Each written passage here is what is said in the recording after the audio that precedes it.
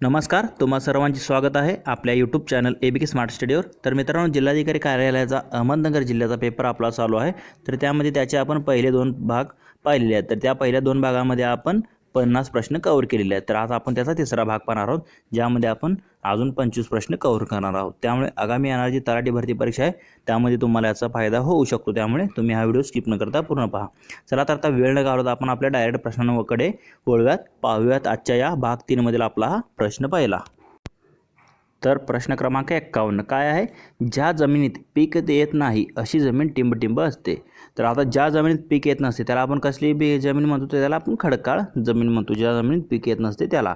बाकी कोरडवाहू जिरायतो बागायती यामध्ये पीक येते, म्हणून पीक येत नाही अशी जमीन कोणती? तर ती खडकाळ जमीन मानली जाते। म्हणजे खडकाळ जमिनीत कोणतेही पीक घेता येत नाही। म्हणजे ऑप्शन 3 मध्ये दिलेले आपलं आन्सर असेल। पुढील प्रश्न क्रमांक 52 काय आहे?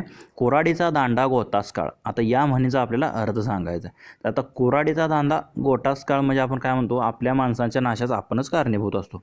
म्हणजे आपल्या माणसांच्या नाशास आपणच कारणीभूत असतो, त्याला आपण काय म्हणतो? कोराडीचा दांडा गोतास काळ। म्हणजे ऑप्शन 4 जे आहे ते आपलं आन्सर असेल। पुढील प्रश्न क्रमांक 53 काय? आमच्या संघाने स्पर्धा जिंकली या वाक्यात विधेय कोणते आहे? तर आता विधेय म्हणजे काय? तर त्याला आपण क्रियापद म्हणतो। म्हणजे क्रिया कशी घडते त्यानुसार सांगितलं जातं।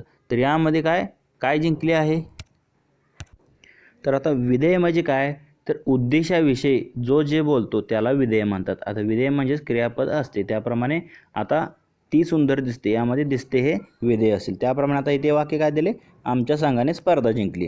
तर आता यामध्ये आता संघाबद्दल आता काय माहिती सांगितली? संघाने काय केलं? तर स्पर्धा जिंकली, म्हणून या वाक्यात विधेय कोणते असेल? तर स्पर्धा जिंकली हे काय असणार आहे? तर यातलं विधेय असणार आहे। म्हणजे ऑप्शन 1 मध्ये दिले ते आपलं आन्सर असेल। विधेय काय असेल? तर स्पर्धा जिंकली।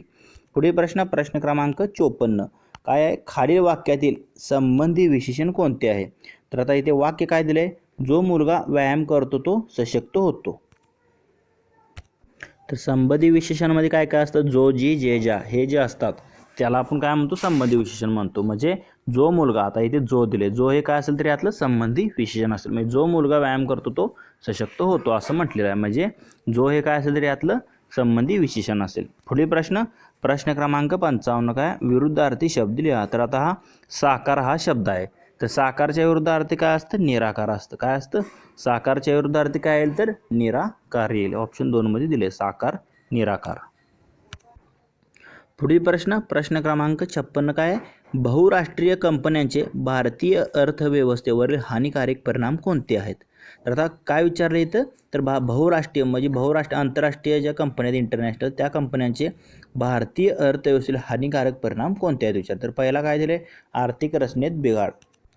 तर हा एक परिणाम आहे त्या बहुराष्ट्रीय कंपन्यांनी म्हणजे भारतीय अर्थव्यवस्थेत। त्याप्रमाणे राजकीय हस्तक्षेप हा देखील म्हणजे बहुराष्ट्रीय कंपन्यांचा भारतीय अर्थव्यवस्थेवर परिणाम आहे। त्याप्रमाणे परकीय गुंतवणुकीस हानिकारक आहे, हे देखील बरोबर आहे। पण पैशांचा प्रवाह देशाबाहेर नेणे हे काय बहुराष्ट्रीय कंपन्यांचं जे आहे ते भारतीय अर्थव्यवस्थेवर परिणाम नाही। म्हणजे बाकीचे जे 3 आहेत, आर्थिक रचनेत बिघाड, राजकीय हस्तक्षेप व परकीय गुंतवणुकीस हानिकारक, हे 3 जे आहेत तर ते बहुराष्ट्रीय कंपन्यांचे भारतीय अर्थव्यवस्थेतील हानिकारक परिणाम आहेत। म्हणजे ABD जे आहे ते आपले आन्सर असेल। ABD, C येणार नाही त्यामध्ये। ऑप्शन 2 मध्ये दिले ती योग्य कारणे असतील, परिणाम असतील। पुढील प्रश्न क्रमांक 57 काय? मध्यवर्ती बँक सदस्य बँकांना ज्या दराने कर्ज देते तर त्या दरास काय म्हटले जाते? तर त्याला आपण काय म्हणतो? तर बँक दर म्हणतो। म्हणजे रिझर्व्ह बँक जी आहे ती इतर ज्या सहकारी ज्या बँका आहेत त्या सदस्य बँकांना ती ज्या दराने कर्ज देते तर त्याला आपण काय म्हणतो? बँक दर म्हणतो। म्हणजे ऑप्शन 1 मध्ये दिले ते आपलं आन्सर आहे। आणि रेपो दर म्हणजे काय? तर मध्यवर्ती ज्या बँकेकडून ज्या इतर बँका ज्या दराने कर्ज घेतात त्याला रेपो दर म्हणतो। आणि मध्यवर्ती बँक ज्या सदस्य बँकेकडून ज्या दराने कर्ज घेते त्याला रिव्हर्स रेपो म्हटले जाते, हे देखील तुम्ही लक्षात ठेवा।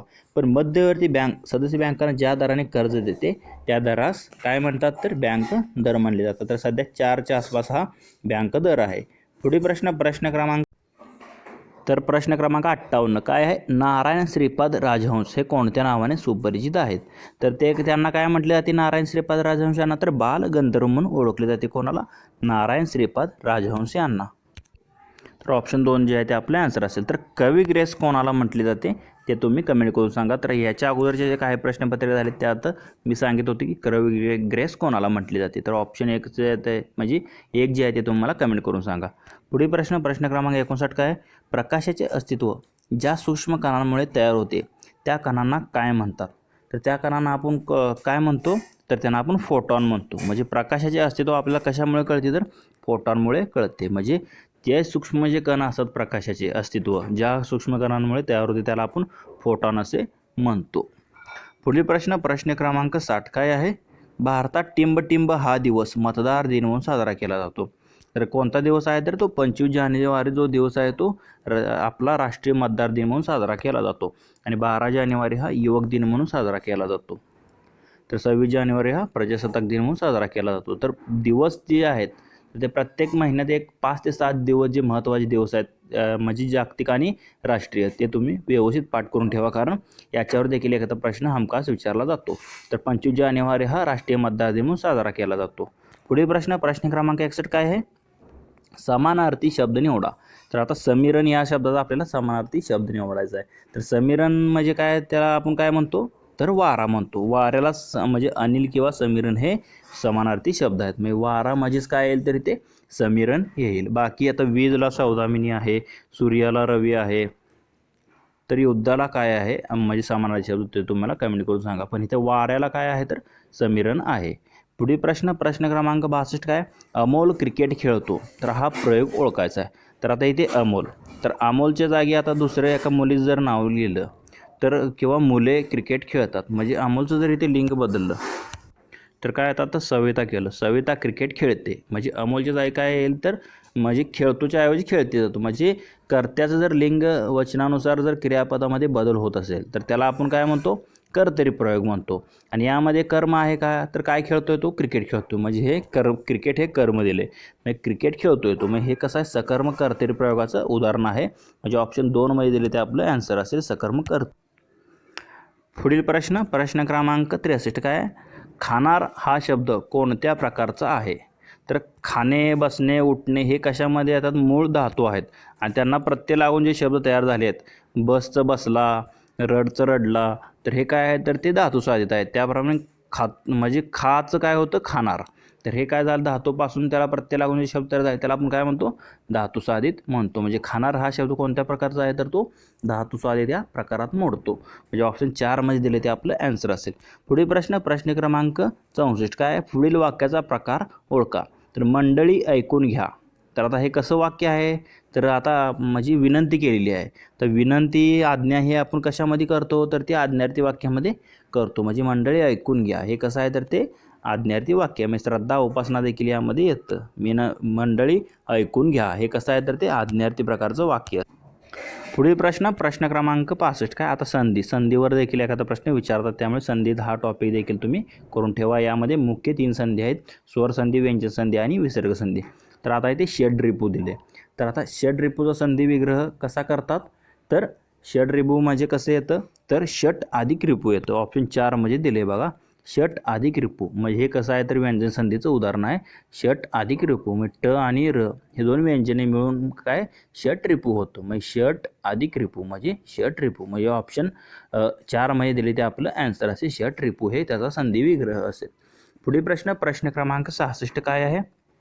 विश्वचषक फुटबॉल स्पर्धा 2014चे आयोजन कोणी केले आहे? तर त्यावेळेचा हा करंट अफेअरचा प्रश्न होता. तर त्यावेळेस त्याचं आयोजन कोणी केलेलं होतं? तर ब्राझील या देशाने केलेलं होतं विश्वचषक फुटबॉल स्पर्धा 2014चं आयोजन. पुढील प्रश्न क्रमांक 67 काय? भारतात महिलांसाठी टिंबटिंबमध्ये जागा राखीव आहेत. तर कशामध्ये म्हणजे जागा राखीव आहेत महिलांसाठी? तर लोकसभा, राज्य विधिमंडळे यामध्ये नाहीत. पण म्हणजे पंचायत ज्या संस्था आहेत, म्हणजे आपली पंचायत राज संस्था जी आहे, जिल्हा परिषद, पंचायत समिती, ग्रामपंचायत, स्थानिक स्वराज्य संस्थांमध्ये काय महिलांना आरक्षण देण्यात आलेलं आहे. म्हणजे 50% आरक्षण महिलांना दिलेलं आहे स्थानिक स्वराज्य संस्थेमध्ये.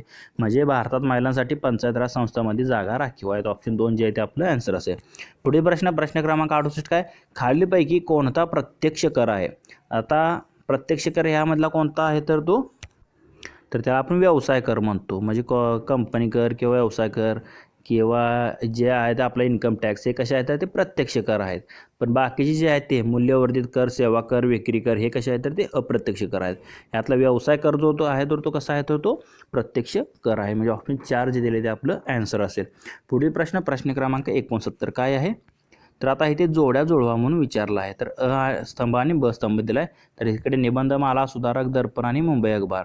तर हे दिले त्या 4 आपल्याला योग्य म्हणजे त्याचे संपादक किंवा लेखक कोण आहे त्याच्या आपल्याला जोड्या जुळवायचे. तर इथे जर तुम्ही पाहिलं तर निबंधमाला कोणाची आहे तर विष्णूशास्त्री चिपळूणकरांनी लिहिलेली आहे. काय निबंधमाला काय येईल तर विष्णूशास्त्री चिपळूणकर येईल.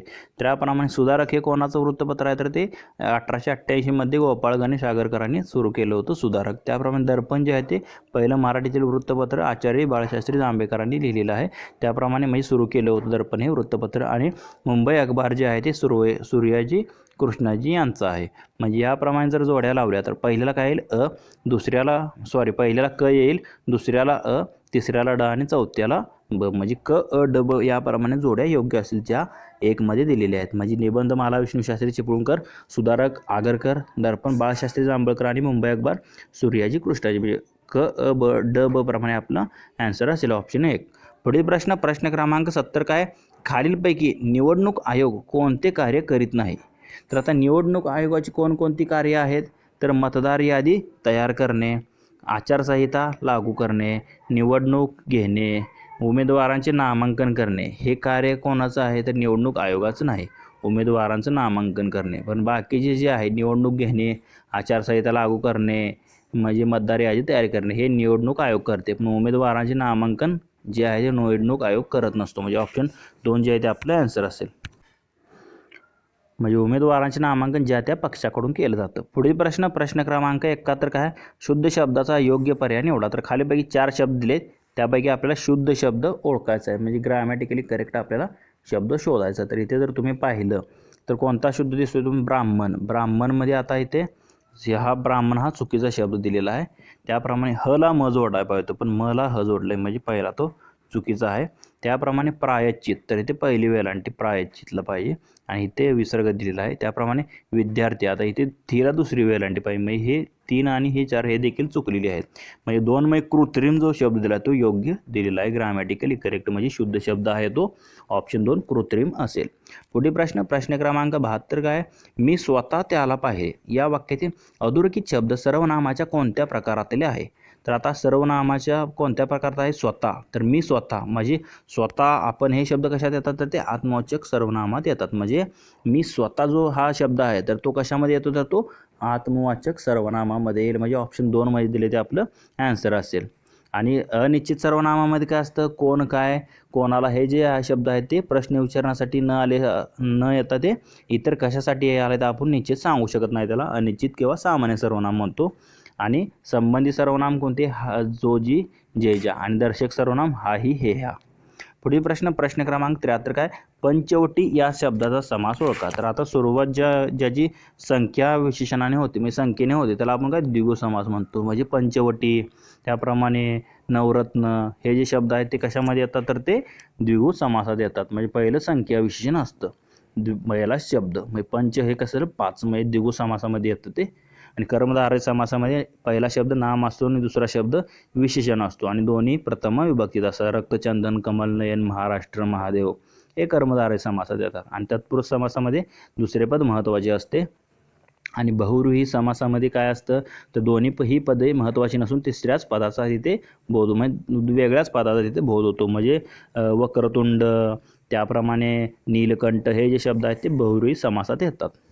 पुढील प्रश्न क्रमांक 74 काय पण बेटे स्वस्थ राहीना पण मन बेटे स्वस्थ राहीना या वाक्यातील अधोरेखित बेटे या शब्दातील उद्गार अव्ययाचा प्रकार सांगा. तर पण मन बेटे स्वस्थ राहीना तर हे बेटे इथे काय म्हणून वापरले तर व्यंग उद्गार म्हणजे उद्गारवाचक म्हणून ते वापरलेलं काय बेटे व्यंग उद्गारवाची. म्हणजे ऑप्शन 1 मध्ये दिले ते आपलं आन्सर असेल. तर ते उद्गाराची अव्ययाचा कोणता प्रकार असेल तर व्यंग उद्गारवाची बेटे. पुढील प्रश्न क्रमांक 75 काय अनुज म्हणजे काय. तर हा आजच्या व्हिडिओमध्ये आपला शेवटचा प्रश्न आहे. तर अनुज म्हणजे त्याला आपण काय म्हणतो तर त्या मागून जन्मलेला म्हणजे छोटा भाऊ जो असतो तर त्याला अनुज म्हटले जाते मागून जन्मलेला. आणि आधी जन्मलेला असतो त्याला आपण अग्रज म्हणतो. काय म्हणतो? अग्रज म्हणजे मोठा भाऊ म्हणजे आधी जन्मलेला. अनुज म्हणजे काय तर मागून जन्मलेला, म्हणजे ऑप्शन 3 मध्ये दिले ते आपलं ॲन्सर असेल. तर मित्रांनो, आज आपण इथे आपला जो तलाठी भरतीचा अहमदनगर जिल्ह्याचा पेपर चालू आहे त्यामध्ये आज आपण इथे भाग 3 पाहिला आहे, ज्यामध्ये आपण 25 प्रश्न कव्हर केलेले आहेत. तर तुम्हाला या 25 प्रश्नांमध्ये कोणती शंका वाटत असेल तर कमेंट करून नक्की कळवा. तसेच हा जर व्हिडिओ आवडला असेल तर लाईक करा व तुमच्या मित्रांना देखील शेअर करा. तसेच याची PDF हवी असेल तर आपली टेलिग्राम चॅनलसुद्धा आहे, त्याची लिंक डिस्क्रिप्शनमध्ये दिलेली आहे, तिथे तुम्ही जॉईन करून PDF मिळवू शकता. तसेच असे जर नवनवीन व्हिडिओ हवे असतील तर आपले YouTube channel ABK smart study subscribe करा व समोरील बेल आयकॉन प्रेस करा. धन्यवाद मित्रांनो. जय हिंद, जय महाराष्ट्र.